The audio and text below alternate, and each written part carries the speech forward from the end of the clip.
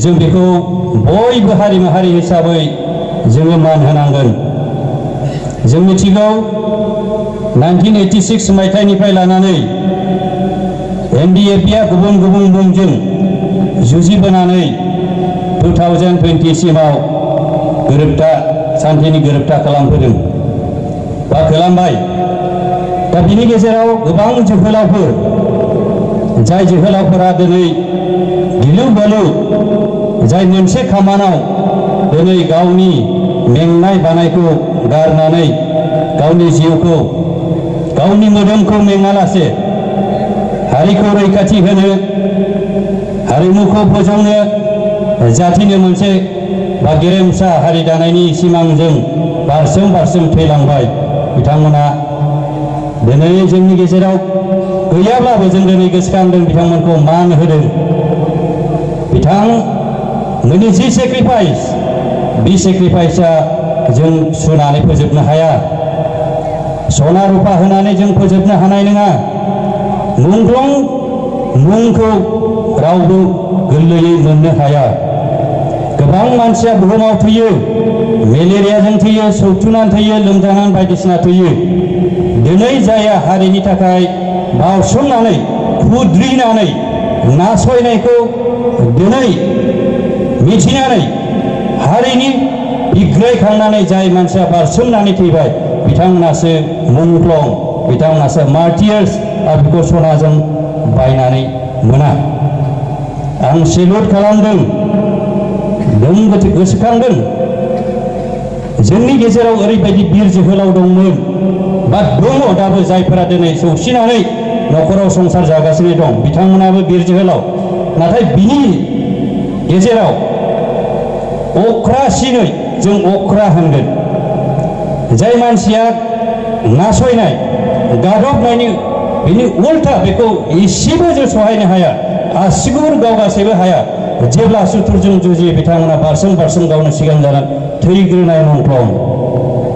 बिथांमोना मेङालासे मोनसे खामानि मावनानै दिनै गिदिर गिदिर दिनै गावसिनि जोंनि हारिनि बिग्रायनायखौ दिनै मुलुगनां गोसार होनानै मिन्थिहोनानै NDP मुङै बर' हारि हिसाबै दिनै वर्ल्डआव दिनै NDP होनब्ला मिन्थियो, जों बेखौ मिथियो। बियो दिनै मुंख्लंफोरनि बावसोमनायनि गेजेरजों नङाब्ला जों मिथिगौ हारिया बै समाव सेरखाय बेखाय जानानै जोबलांनायनि लामायावमोन।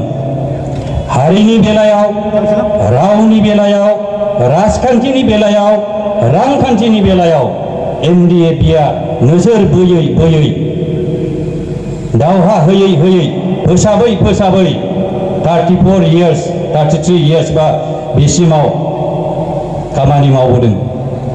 दा बेनिखायनो आं दिनै बे नोंथांमोननि गेजेराव गिबि खेबनि थाखाय बर'लेण्ड हालामाव रायजो राजाजों लेक्सार होनो मोननाया दिनैनो आंनि गिबि खेब। बै समावथ' मोनसे बे राजनितिकनि बेलायाव थांबाय, दे बे थांबाय, बाट जोङो मुंख्लं सानखौ फालिबोबाय थादोंमोन दाब दाब आलादा। नाथाय जोङो दिनै अनुभव खालामदों, NDP दिनै अनुभव खालामदों, रियलाइज खालामदों जे जों सुक्ति खालामबाय। सुक्ति खालामनानै जोंनि आद्रा जिबना आरो जोंनि जेनाखि लाइबिलिटिस अग्रिम, जों अग्रिम जादोंना, जोङो मा मावलांनो हागोन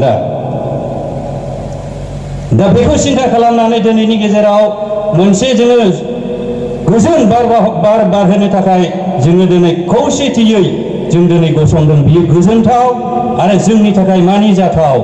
जोङो बेबायदि जोङो गसंनानै थानो हायोब्ला NDPनि जेनाखि जोंनि जे दफाफोर दङ बेफोर गासैबो जागोन। आरो जोङो जेनाखि डिमान्डफोर बेवहाय जोङो होबाय, जेरै मार्टियार्स टुम बानायनाय, रिहेबिलिटेसन केस, जोङो बेखौ मावफुंनो बा थाबैनो जों नारसिननो हानायाव जोङो बोलो साप्लिमेन्ट होगोन, जों बेखौ आसा खालामदों। मानोना जोङो दावहाखौ जों फोजोबबाय, जोङो सुक्ति खालामबाय। जों बुङाखै जे जोंहा नांनांगौ गोबां गैलिया होननानै जों बुङाखै, बियो उननि खोथा। But we have sign and peace accord जोङो शान्तिखौ मोजां मोननानै शान्ति भाबै जोङो जौगाहोनो शान्तिजों मोजाङै सिन्था खालामनो मोजां खबरसे ओंखाम जानानै मोजां समाजाव मावलांनो जोंनि राव आरो हारिमुखौ जोंनि जिनोखि जौगाहोनायनि मोनसे सिमां नुनो थाखाय जोङो मोनसे बर'लेण्ड हालामाव गोजोन शान्ति जोङो मोनसे गायसनफैबाय। दा बेयाव जोङो खौसेथि जादों जोंनि थाखाय जोबोद मोजां आरो बे खौसेथिखौ जोङो लाखिनानै जोङो आवगायलांनांगोन। दिनै आं गोलाव बुंनो बाथ्रा गोसो गैलिया बुंनांगौब्ला गोबां बाथ्रा दङमोन खिन्थु टाइमनि आंखाल नोंथांमोना थांबाय। जेखि जाया मानो आं मोनसे बाथ्राखौ क्लियार खालामनो गोसो जादों। केसनि बाथ्राखौ जोंनि मानगोनां EM रन्जित बसुमतारी बिथाङा बुंबाय माबायदि आवगायगासिनो दं केसनि बेलायाव बिथाङानो बुंगासिनो दङ। दा रिहेबिलिटेसन बेखौ लानानै गोबां मानसिफ्रा आंनाव सोंहरबाय थायो आच्छा जों सुक्ति खालामबाय जों बिराद खस्थ' मोनबाय जोंनि थाखाय मा जाबावनो जों मा मोनबावनो जों जेबो मोनलिया नामा होनब्लाथ' जों बेखारसो जाबाय। दा खोथाया बे सैथोबो फारसेथिं खिन्थु आं मोनसे क्लियार बाथ्राखौ आं बुंनोसै जों जेब्ला सुक्ति खालामदोंमोन सुक्ति खालामनायनि साननै सानथामनि सिगां जों मोनसे जइन्ट सेक्रेटारि नर्थ इस्टनि माबाजों सेक्रेटारिजों सावरायनाया मा NDP केडार्सफोरखौ लानानै रिहेबिलिटेसन खालामफिननायनि बाथ्राखौ जोङो बुंदों। बेखौथ' बिसोर एग्रि रिहेबिलिटेसनखौ जों होगोन बाट बेवहायथ' अभारग्राउन्ड आन्डारग्राउन्ड थालायबायना मोनसे पार्टियाथ' अभारग्राउन्ड आन्डारग्राउन्डथ' थायाना जेनेबा आन्डारग्राउन्डखौ ओरैनो जों बुङो लेंगुवेज बे डिक्सनारियाव नोंसोर नुनाय नङा जे आन्डारग्राउन्ड न'खौ आन्डारग्राउन्ड नुयो। जोङो जोंनि नेहाथारिजों मानगोनां EMजों जों रायलायबाय बिनि गेजेराव जों एप्रप्रियेट पलिटिकेल लेंगुवेजआ मा जागोन बिनिया आन्डारग्राउन्ड होनबाथ' मा जाबावनो दा खोथाया जाहैबाय मिलिशिया जों शब्दखौ मोनबाय जाय बिथांमोना जोंनो दावहा नांनाय समाव सेंग्राफोरखौ खबायाव लानानै ओंखाम हैग्रा मानसिफोर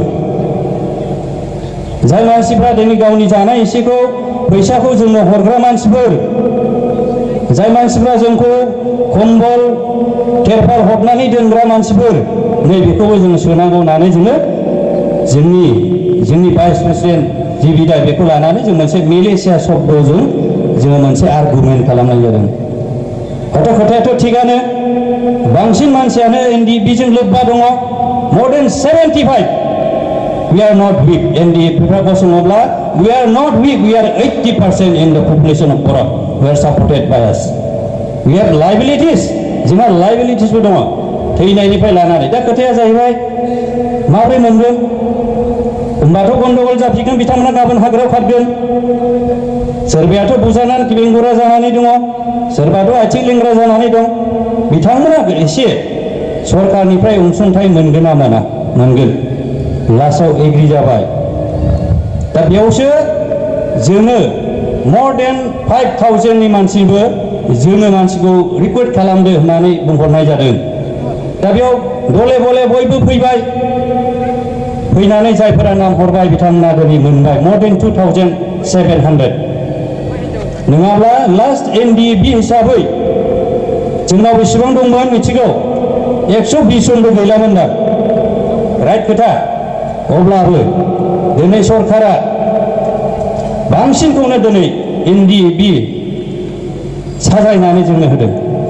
दा जोंहा मोनसे पइन्ट मोनबाय आरो रायलायनायजों मोनसे पइन्ट नोंसोरो जुदु मुदु मानसिखौनो होदोंब्ला बै थालांनायाबो जुदु मुदु मानो होनो हाया जों बेखौ आर्गुमेन्ट खालामनो हागोन ना हाया दा सरकारजों गतिके बेनिखायनो मानसिफ्रा माखासे खोथाखौ लानानै बांद्राय ओरै माने खर'फोरखौ गन्डगल जानो नाङा आंनि बुंनाया बे आंनि बुंनो साननाया बे दा बेखौ जोङो रायलायगोन बिथां जोंहा EM दङ नारा नाथा नाजाबाय थादों जोंबो नाजादों मिटिं कल खालामाबो जों थांनो रायलायो दा बेबायदि बेसाव जों गासैखौबो लांनो हानायनि मोनसे परिबेसाव जोङो लाबोनायनि सिन्था खालामदों आरो समाजाव जोङो मोजां बारहावा बारहोनो जों साफ्रोमबो NDPखौ आं खावलायनाय थाबाय नोंथांमोना साफा साफा दा समाजाव हाबनानै इन्टेलेक्सुवेल जाबाय नोंथांमोना बुजिबाय दा बेनिखायनो आं बारा गोबाव बुंलिया उनफोरनि समफ्राव